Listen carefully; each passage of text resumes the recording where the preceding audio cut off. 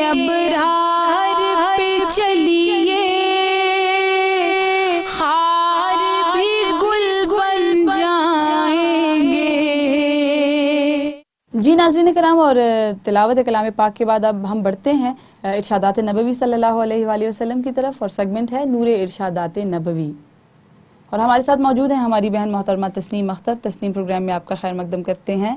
شکریہ۔ کیا کہیں گی آج؟ آج کی حدیث بھی ہماری جو ہے وہ بخاری شریف سے ہے، ماشاءاللہ، اور اسے روایت کیا ہے حضرت عائشہ صدیقہ رضی اللہ تعالیٰ عنہ۔ ماشاءاللہ۔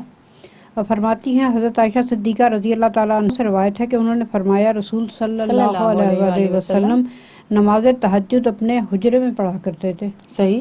کیونکہ حجرے کی دیواریں پست تھیں، اس لیے لوگوں نے نبی صلی اللہ علیہ وسلم کی شخصیت کو دیکھ لیا، اور کچھ لوگ نماز کی اقتدا کرنے کے لیے آپ کے ساتھ کھڑے ہو گئے۔ پھر صبح کو انہوں نے دوسرے لوگوں سے اس کا ذکر کیا، پھر دوسری رات نماز کے لیے کھڑے ہوئے صحیح۔ تو کچھ لوگ آپ کی اقتدا میں پھر نماز پڑھنے واہ، لگے۔ اتباع کا عالم دیکھیے، سبحان یہ اللہ۔ صورتحال 2 یا 3 راتوں تک جاری رہی۔ اس کے بعد نبی کریم صلی اللہ علیہ وآلہ وسلم گھر بیٹھے رہے اور نماز کے لیے تشریف نہ لائے۔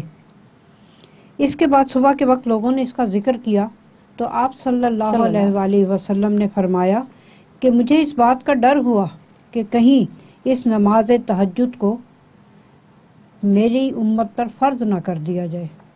تو کیا ہمارے نبی حضرت محمد صلی اللہ علیہ وسلم رحمۃ للعالمین کے قدم قدم پہ اپنی امت کا خیال کرتے ہیں کہ کہیں ان کے لیے یہ مشکل نہ ہو جائے، یہ گراں نہ گزر جائے ان کی امت پہ، تو انہوں نے نماز تہجد کو پڑھا تو صحیح، لیکن اس میں وقفہ بھی کیا۔ بالکل۔